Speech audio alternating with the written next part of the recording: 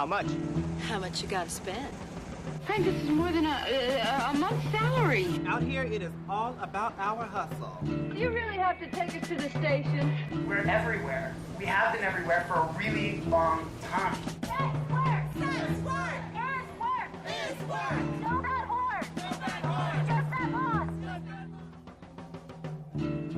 Welcome back. We're here with the incredible Ceyenne Doroshow. Thank you so much for joining us. Wendi is moving on. She's got a lot of irons in the fire. We hope to have her back guesting for an episode, but I think it's going to be me and Ceyenne moving forward. I'm so excited to have you today. How have you been? Thank you. I've been fine. I've been all over the world. Yeah. I mean, you've been traveling a lot. What's going on? Arkansas is wonderful. It's a beautiful, beautiful place with lots and lots and lots of Confederate flags. Yeah, that sounds like it would be distressing. I think it's a curtain call for Black trans women. Oh, God. Oh, man. There's so much happening. I've started going to Al-Anon meetings, so that's something that's new in my life. I think I'm going to need to try that. Yeah, it's I keep bringing it up, and people are like, oh, AA? I'm like, no. AA is for people that are addicted to alcohol, and NA is for people that are addicted to drugs, and Al-Anon is for people who are addicted to alcoholics, which seems to be my relationship history. Even though I don't come from like a family of substance abuse, I come from a deeply dysfunctional family, so my attraction to addict personalities is like a part of that, and I know you get it. So I'm going to try to work on myself because trying to force other people to do things that I want them to do hasn't worked out. You know, I keep having to relive that lesson. I'm kind of like, I'm like the butler for the two women from Absolutely Fabulous that it's like always cleaning up someone else's shit. Yeah. So I have a friend who has had some addiction problems, can't like really look me in the face because they're so ashamed. Yeah. And I've been down that road. I was a train wreck at least once or twice or three times in my life. I still might be a train wreck tomorrow, but what I'm realizing is their addiction is fucking me up. Yeah. Just mentally, it's playing with me. And like it's sometimes can feel like that's something that somebody is doing to us. And I think I've been to 2 whole meetings, so I don't actually know what I'm talking about, but understanding or accepting or going through whatever process you have to go through to realize like that's a choice that you're making. I at first, immediately you jump to the advocate or the activist that wants to say, I'm going to put you in rehab. Mm-hmm. And then I'm thinking, I can fix it. If I just love you enough, this will get fixed. And then I'm thinking rehab is kind of like a pacifier for bullshit because rehab may not work. It may be like a punishment, like I'm slapping you on the wrist for bad behavior. It's enough like a prison that if that's your mindset, it can feel that way. And also, if someone's not ready, they're going to come right out and mess up. It doesn't matter. Yeah. Yeah. I felt guilt. I felt their guilt, kind of. Yeah. Shame and guilt, and it's gross. It feels gross, and it makes you do gross things. Well, coming home at 9 a.m. in the morning, I can't imagine what it is to wear a pair of sneakers for 17 hours and think that your feet are going to smell just wonderful, and experiencing all the joy of addiction in the morning. Yeah. Because I stayed up all night waiting for them to reappear. And eventually they did with kind of that stoic, I'm going to hide my face from you because that's the way to go. And it's so interesting because I feel like that's so much of what addiction in all of its manifestations is like running from yourself and running from your shame. And it ends up just piling on and making everything worse. Shall we get into today's topic? Yes. All right. I'm so excited. We're talking about Valerie Solanas, who is a cult figure. You may know her from her work SCUM manifesto, which stands for, I think, the Society for Cutting Up Men. And you also may know her as the woman who attempted to shoot and kill Andy Warhol. I went through tons of YouTube shockingly funny and not so funny interviews. Yeah. The actress that portrayed Valerie was phenomenal. In which film? I shot Andy Warhol. Oh, yeah. Intensely, like, having challenges, wanting to be heard. Yeah. Hated men, truly. Yeah, she comes out. We prepared for this episode really differently. I read SCUM Manifesto and her play, Up Your Ass, which was the big dispute that she had with Andy Warhol. And I didn't watch any. It didn't even occur to me to watch her interviews. Oh, but my like, God. was she on the page? She is phenomenal. What's she like in her interviews? A little narcissistic, but very spot on. Right. Very true to her cause and her beliefs. And I can't say that it's not far from the truth. Right. Men have been demeaning forever. Right. In one of the interviews or one of the clips, she asks the man for $1 and she'll tell him a very bad word. And he gives her the $1 and she says men and walk away. That's hilarious. That's priceless. That's great. You that cannot moment buy is that fantastic. shit. And she got the $1 and ran. Yep. Amazing. Well, she was a hustler. She was out as a lesbian very early in life in the 1950s. And she worked as a prostitute and panhandler in New York and San Francisco.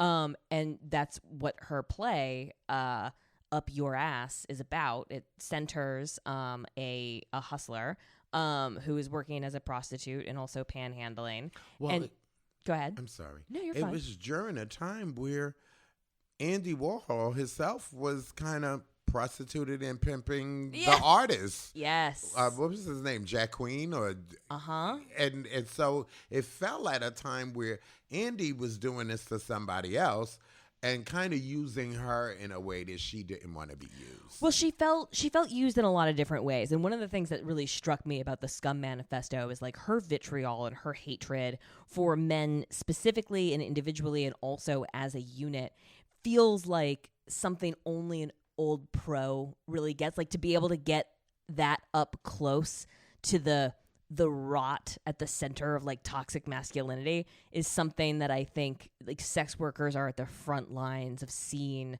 just how impotent, amoral, silly this like worship of the masculine that we've been obsessed with for the past couple of thousand years. Let's get into some details just to orient her in like a place and time. Valerie was born Valerie Jean Solanas, April 9th in 1936 in New Jersey. Most of her biographers say that she was sexually abused by her father. And she also had a volatile relationship with her mother and stepfather, ended up being sent to live with her grandparents. But after there was, again, repeated physical abuse at the hands of her grandfather, she ran away and chose homelessness over being part of her family, which makes all the sense. I did. Yeah. You made a similar choice. I mean, that's got to be a gut-wrenching decision to face, especially at such a young age with like the gaslighting and like being told you're overreacting. Survival. The survival instinct kicks in. How old were you? Oh, off and on, 13, 14, 15, 16. I chose survival. I chose sanity. Yeah. When I thought I was losing it all, I had literally images of murder. Mm-hmm. I had images, to be vivid, just a little. I had images after hearing from a masculine parental provider that, I used to kill people like you. Shortly after that, I dreamed of going to the roof with a glass of iced tea and a cinder block and him saying, I want some iced tea. And me putting the iced tea on the cinder block and dropping it off the roof. Kind of, you got your iced tea. Yeah. But I understand that murderous rage. It was these mental thoughts that took me to a place where either I wanted to die because I couldn't control what was happening around me, or I wanted to kill them. for what they were making me. It wasn't like I was a violent child. I wasn't a real bad child. My femininity would have me like wearing my mother's dresses and clothes and taking a couple of items and putting them on and wearing them to school, not knowing that this was all because I had no avenue to act out. Right. And how strange is that when you're being threatened and you don't really know why? Right. Why does it feel so bad? I'm not killing anybody. I like a little perfume and powder and puff. Right. It doesn't mean that I'm a bad person. I think the opposite. And I think that like that's something that plays out in Valerie's life is that kill or be killed, that survival instinct, and like what happens to a person psychologically when their freedom of expression is violently denied to them. Stifled. It's stifled. And it can be crazy making. So even though she runs away from both her biological mother, her stepfather, and her grandparents, she still graduates high school and actually goes to the University of Maryland, College Park, and receives a degree in psychology. She was part of the honors society there. She seems to have successfully gone on to graduate school before dropping out. But her early experiences of like sexual violence at the hands of men, her experience as a young homeless youth, coming out as a lesbian in the 1950s, and then being exposed to these ideas, she is like, she's a radical feminist. She's a badass chick. She's a badass chick, but she's a radical feminist before radical feminism is a thing. She's a real trailblazer intellectually. Someone referred to her as the Robespierre of feminists, which I thought was like absolutely apropos, because she is definitely calling for massive beheadings. Genocide of the male genitalia. That is her utopian vision. She's got a lot of really cool ideas in this manifesto that I want to get into. But she moved to New York in the mid 1960s to work as a writer, and that's where she met Andy Warhol. So I think the story, as I understand it, is that she gives Andy Warhol a copy of her play Up Your Ass to read, and Andy seems to have lost it. Well, he seemed to have given her some reason to believe that like he was interested in producing this show. Now, some biographers say that like he thought it was too pornographic. Some biographers say he didn't even read it. But yeah, he eventually says to her that he lost her manuscript, and which was not true. No, it wasn't, because it was rediscovered. I mean, he may have like misplaced it or been thoughtless about it, but it was absolutely rediscovered amongst his papers generations later, which is why it wasn't released until 2014 after both of their deaths. But I mean, I feel this so often, like when talking to other artists, or especially like men in authority, this like, I don't know if it's men or if it's people in power or whatever it is, but that feeling when they're talking to you and you're not a person, they're just trying to like put the right words in a row to make the noise go away. And they don't even think of what they're doing as like lying necessarily. They're just like, oh, this silly girl. Dismissing you. Just, it's completely dismissive. And so, I mean, She asks him for money for her manuscript, because like, this is the 1960s, right? So like it's not like you could just reprint your Google Doc, right? Like this is something that she typed up by hand and then physically handed to him and like didn't make copies of. So it's like he has her work, her life's. I mean, like when you're a writer, her body of evidence, so to speak. Yeah. And given the fact that she was, in the muck, essentially, like on the fringes of society, her writing is like, I can imagine so much ego being wrapped up in that, right? Like she doesn't have a home. She doesn't have like a validating career or whatever. Also, we didn't have internet. Right. So imagine typing all of that and not having a copy or corrections or any of that. She had to sort out herself. So she gives Andy her life's work up to that point. He says, all right, whatever, girl, basically, says that he lost it. She asks for money. And then he gives her a $25 role in his movie, I Am Man, which I haven't seen it, but I think she does a good performance. And they have this ongoing relationship where I think that he set up a sort of fake mentorship for her, and she eventually saw through that and became very violent. Very violent. Violently mad. But she breaks into his studio and shoots him and his manager and her publicist under this guise of like, you have stolen my work. You have stolen my work. And you've used me. Yes. She feels exploited, and she feels unheard and unseen. But much like most of the people in Andy Warhol's life, right? She got to actually see other people be taken down, always having faith in Andy Warhol. Right. He hired me. I'm working for him. Right. Always thinking there was a step up. And there really wasn't. Right. It feels like this sort of like gerbil cage of like fake. I don't know. It feels like it's like The Wheel. A cruel game. Yeah. It's so interesting in her play, Up Yours. So she has a assumed semi-autobiographical character at the center of it, who is this hustler. And then there are these peripheral characters, one of whom is a woman who is literally looking for a piece of shit that she has left on the sidewalk as her dinner. And that she is throwing this very important dinner party for these very important men, but she herself is like out on the street looking for this turd to eat. And one of the points that Valerie drives home later in Scum Manifesto, and certainly in the Up Your Ass play, is that how much shit women who are trying to play the game are forced to eat on a daily basis in order to play this patriarchal game. And this is creatively being done today. And the veneration of male quote unquote great artists, and like thinking of the artistic process as being this like uniquely male form. I know that was a concept that haunted Anise Nin, which was like an earlier episode that we did. We've lost, and female artists have really suffered under the sexism, within all of these institutions. Me Too. Yes. Oh my God. I mean, I think that Valerie would love the Me Too moment. I think that she would love anything that makes she'd men be queen of terrified. Me Too. Oh yeah, absolutely.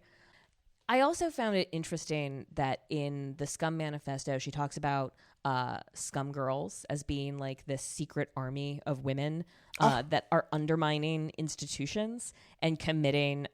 She talks about how like rallies and protests and like operating within the system is for basically white feminists. She doesn't call them that. She calls them like privileged bitches that can't see that they're enslaved, and like that protesting or operating within the system is for people that believe in the system. And she wants to like eradicate money and eradicate male power in this like radical way. This is art imitating art. Yes. Yes.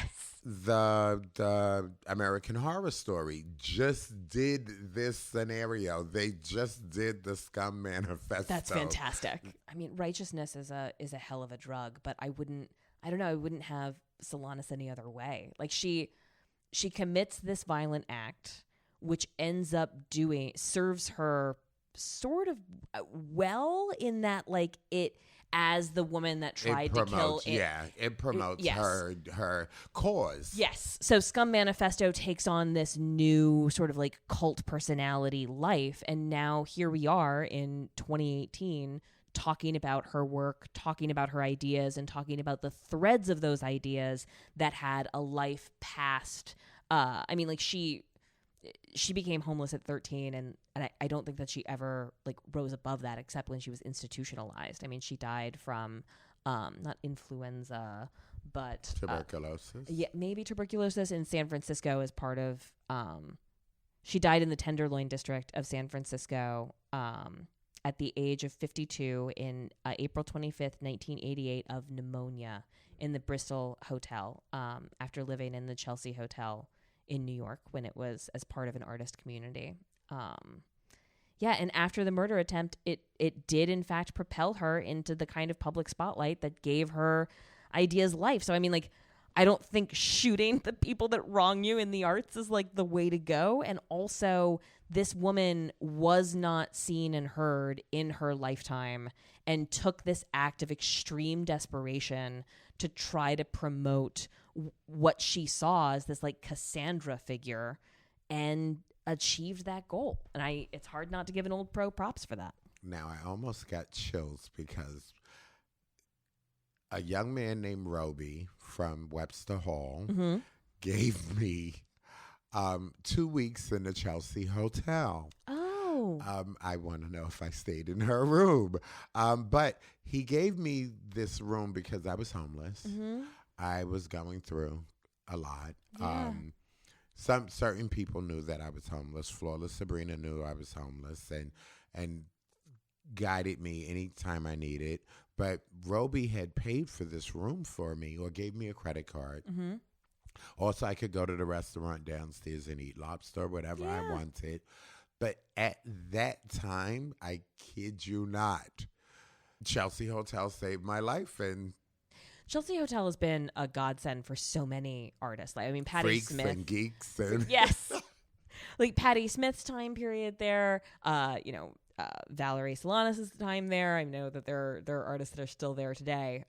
It's important, like those hubs of community where money isn't the only metric that matters, where it's like chosen community of like coming together to promote something other than exploiting each other in a violent capitalist system seems to. I could imagine her living absolutely in Chelsea Hotel and probably helping somebody upstairs with a piece of bread. Here, I got some food, eat it. Yep. She feels like, for me personally, especially like right now, I feel just consumed and eaten from the inside with this like impotent rage of like, railing against the machine and feeling excommunicated from comedy and like not knowing what my place is in the artistic world and feeling like dismissed and exploited as like a sexual woman and like no one being able to see past that and like all of these feelings, right? Like all of this stuff. And Valerie seems like a what's it called? Like a pioneer. She's a pioneer, but she's also a case study in her rage both serves and also undermines her. But now we have rage in such a different way. Well, I mean, that's the thing is that like I think it's kind of undeniable that Valerie had a psychotic break, right? And that her relationship to like quote unquote reality was skewed in way like her rage ends up sort of like skewing her perception. But her and rage also, was inherited. It was She inherited. inherited this. It was rage. based on real things and like real perceptions. I wonder what Valerie would have been able to create, or if she'd been more supportive, if she'd been in an ecosystem that was able to use her talents in a less exploitive way. To umbrella her work. Yes. Like, I don't know. Is the rage and spite a fuel? Would her work lose an edge if she had led a less edgy life? Right? So because she is homeless, right? Because she is a hustler, because she is pushed out of mainstream quote unquote great artists, her perspective, which is something that I understand from comedy, of one of an outsider looking in and like throwing rocks at proverbial walls, would she, if she was embraced by the community that she was trying to be a part of, would she lose that outside perspective? I think so. Yeah? I think so. But Valerie, in a way, if we could bring her back to present day America, like right freaking now, would it be awesome or would it be just the takedown of masculinity? Valerie is certainly not, changing her message or her aesthetic or her lifestyle to make herself more palpable to the male artists in her life or society at large or women that she perceives as being sellouts. It's like, I don't know that it is the job of artists or writers or thinkers to like make themselves more palpable. I think that you create a thing and you send it out into the world, and maybe generations later you reach somebody. I think her authenticity was her realness. Right. It's like Valerie is somebody who is just incapable of changing herself in order to make her life easier, right? She's unwilling to shed her sexuality. She's unwilling to dampen or whitewash or change her vitriolic hatred or rage in any way. And she absolutely exists as like an antisocial figure. I mean, like she is homeless, she is violent, she is mentally ill, she has a psychotic break, she's diagnosed with schizophrenia, she dies of pneumonia in a homeless shelter. Right, old. exactly. I mean, like this is not. I don't think of her as a role model, but she is a hero. It's like all of those things. She's a messy character. But we all are. Yeah. We all are. In our own little ways, we all have these little narcissistic ways that just keep creeping out. Or we have these rage moments where it's now because of society we keep them in. Well, that's something that I was so excited to see the Me Too movement unleash, is this kind of like repressed feminine rage. Just blurp. Yeah. I want to talk a little bit more about Valerie's work as a sex worker, and the specificity with which she deconstructs male insecurity and like the construct of toxic masculinity. So she is she's a lesbian who is doing street-based survival sex work. So when she cannot panhandle, she will fuck. And I think that gives you a perspective on and like power. Yeah.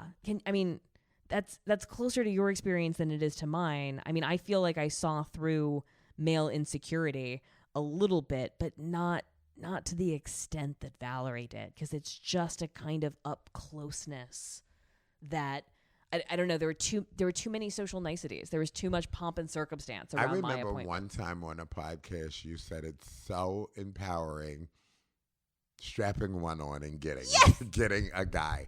And there's something so true to be said about that. And I think the truth in it for me is the day after. Right. Or the moment after. As soon as it's finished and he has this look of, like kind of like a puppy. Whimpering puppy. Yeah, and I'm like, oh, sweetie, you did all of that. I come from a long line of thieves and whores on my father's side, and I've got an aunt who very early in my life would pull me aside and explain to me that my life would be easier and things would be better for me if I just went ahead and accepted now that men are dogs, and that I should go out and get myself a real basic, like how to train a puppy manual, and that should be the foundation for my relationships. And it served me better as a sex worker than it did in my relationships. Like I think of Trey as being a partner and not a peon, but speaking to men as dogs and setting clear boundaries and being consistent and understanding that they do not have like the same kind of emotional breadth, and that they're like addicted to feminine energy, and that you control the most important resource, just like, with your dog. Like there's some wisdom there. There's much wisdom. Ancient wisdom there.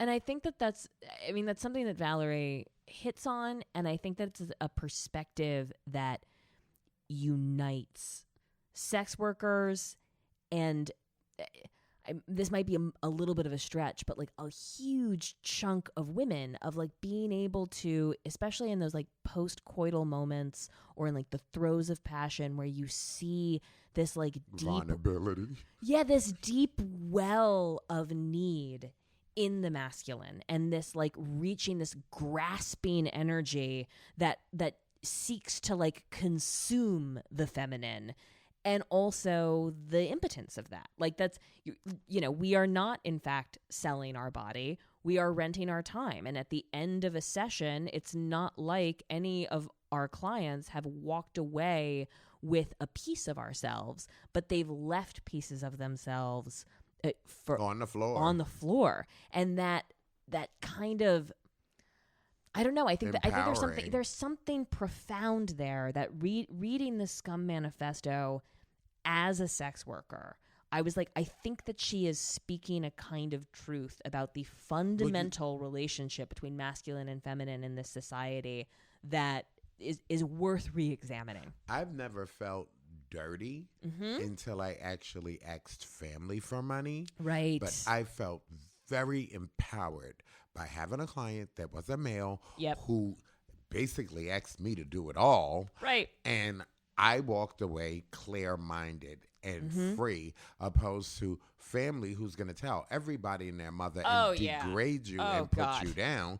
So the empowerment of being a sex worker, oh my God, took it literally hid my shame and created pride where it could have been turned around. And I think there's this strange, like, I felt sort of, and like this might be too highfalutin, or I might be like high on my own fumes for this, so like please forgive me, but I feel like there's something about the sacred whore that, like, when you tap into that goddess energy, that empowers, that fills you with this, like, nah, bitch, pay me kind of energy that I've never had in any other professional context. I feel so slimy and graspy and needy asking for money for my writing, or asking for a raise at like a wage job, or like working for, like, the rest of the economy doesn't make the kind of sense to me that this exchange of like sexual feminine energy in it for narcissistic supplier, like whatever it is our clients are grasping for, that always made sense to me in a way like the rest of the economy just didn't. Dominating made sense to me. Yes. Dominating.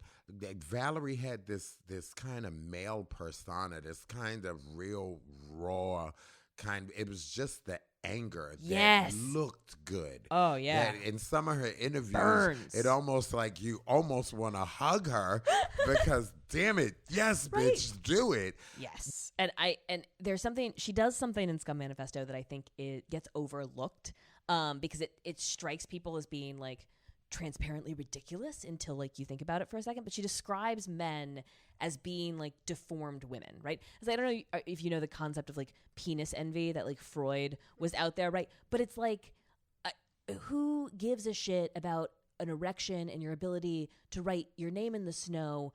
Women make life with our body. Have you ever seen a woman come? It's amazing. We're connected in this deep, intrinsic, like super cool way. Obviously, men are envious of the innate life-giving power of the feminine. Penis envy? Penises are silly. Whoever like dreamed that dumb idea up? And Aristotle, one of the like most influential thinkers, opens his shit with saying that like women are like half-baked, underdeveloped men. But when Valerie Solanas suggests that men are underdeveloped women, which feels transparently true in this sort of post-cap. Like, so what? Men can win an arm wrestling contest. Who gives a shit? So can women. Yeah, well, we are literal magic. And so it's interesting to me that, like, things that are considered mainstream and acceptable and pillars of, like, Western thought, when you reverse genders, A, make more sense, which might be my own bias as a lady, but also seem like to inspire this rage and reaction and like and dismissal that the like. So if it's not silly and wasn't silly for thousands of years for most thinkers to think of women as being underdeveloped men, why is it so quote unquote transparently ridiculous for Valerie Solanas to suggest that men are underdeveloped women? You know what I mean? It's just the opposite. It's not a different kind of. Anyway, I wanted to go off on that philosophical tangent. I just recently got into quite the dispute with a friend of mine who said he sucks his wife's dick. And I thought first of all, I thought it was cute. Right. I thought it was cute. But then when he described her clit, it kind of made sense. Yeah. And it changed his view of things that we've had conversations like about blowjobs and stuff like that and femininity. And he was like, my wife has a pretty big dick.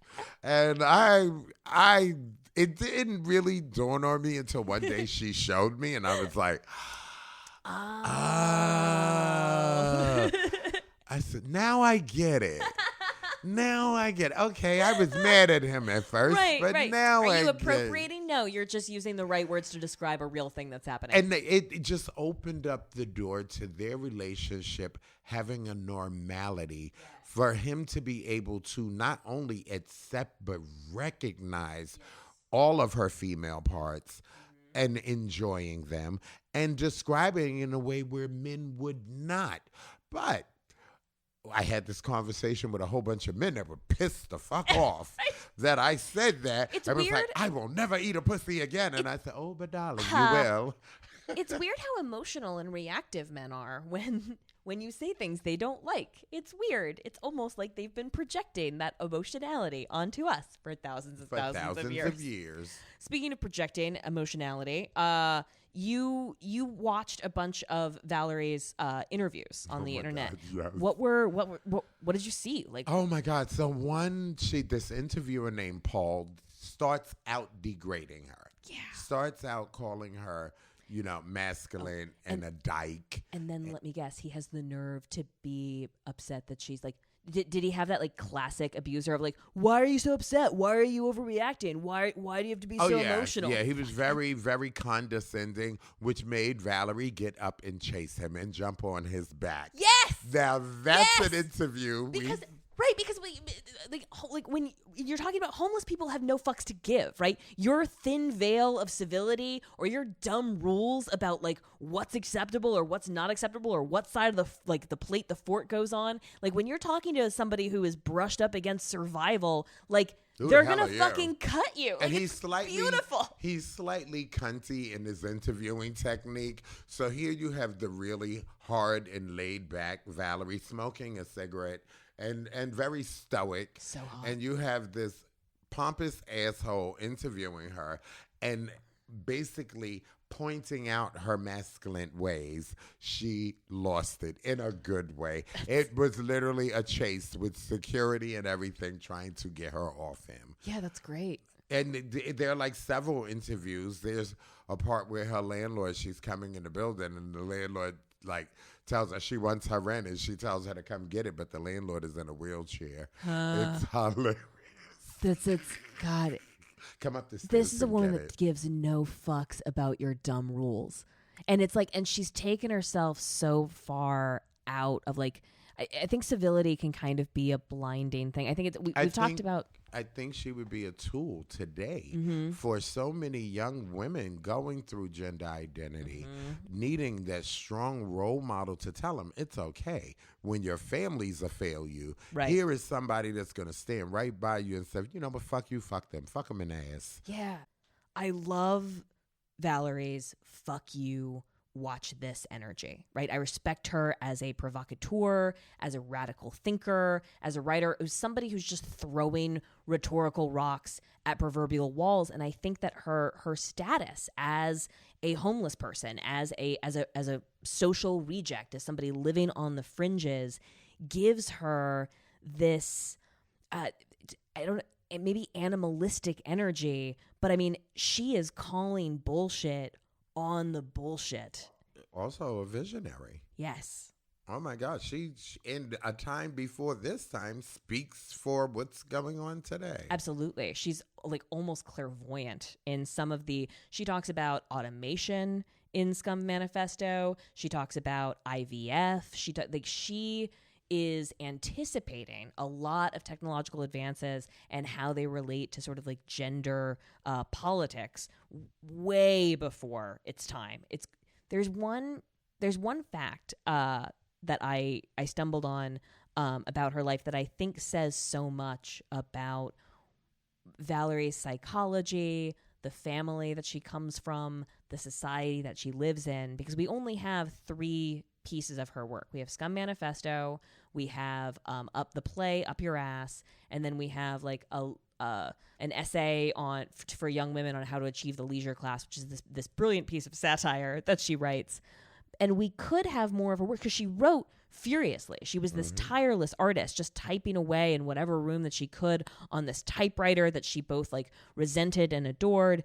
But posthumously, her mother burned all of her belongings. So she dies of pneumonia with presumably like this pile of work that she no longer trusting men, no longer trusting people that say that they'll represent her work. I imagine her kind of in a little bit of a psychotic daze, like gathering these papers around her. That could have been the windows to the world. Yeah. I wonder what gems were burned. Lots. Yeah. Lots. Because if her mind was this capable of having this kind of creative function, imagine what kind of stuff we'd be able to tell our daughters and sons. I feel like that's the story of so many great thinkers, but especially women, especially trans people, especially people of color, anyone like LGBT, sex workers, is it feels like the story of lost potential, or it feels like the story of lost stories, really. True. Yeah. True. Well, thank you so much for listening. Cayenne, tell folks where they can find you. How can we support your work? I am Ceyenne Doroshow. You can find me on Facebook under IVIEKOYGORDON, or Instagram Ceyenne Doroshow, or glitzinc.org. Yeah, and tell folks how they can support Glitz and the kind of work that you do. You can go to the webpage, glitzinc.org. You can donate. You can be supportive in any kind of way, big or small, and it's helping community build community. There's something I really love about your organization, because it's gays and lesbians living in a trans society, right? That sort of has echoes of Valerie Solanas' vision of, like, you know, fuck this women living in male society. Nah, men are going to be living in a female-dominated society. Because for so many years, trans people didn't even have a voice or a vision. Or a space. Or a space. And a space, really. But still today, we don't have a space. And I think it's such a cool way of thinking about, like, radically altering society and putting things like on its end and flipping it. Yeah, flipping the script a little bit, because something for a trans woman. It opens up possibilities and of thought and a kind of psychological liberation that, like, I know your organization gives its clients, and I know has been a real eye opener for me and hopefully our listeners. Great. You can find me at Kaytlin Bailey on Twitter and Instagram and Facebook and the internet. And you can follow us at Old Pro Podcast on Instagram and Twitter. We're going to have live shows coming up, so stay tuned on our website. We're also in development for a blog so that you can find all of our cool research and a cool collection of old pros. All of that is coming soon. Thank you very much to our patron supporters who are making all of this possible. And as a special treat for some of our patron supporters, we will be reading excerpts from SCUM Manifesto. So stay tuned for that for only $5. You can get access to Cuntmaster Theater behind the scenes. We've got some videos in production. But today, sign up. We're going to be reading from SCUM Manifesto. So stay tuned for that. Thank you so much for listening. This has been The Oldest Profession.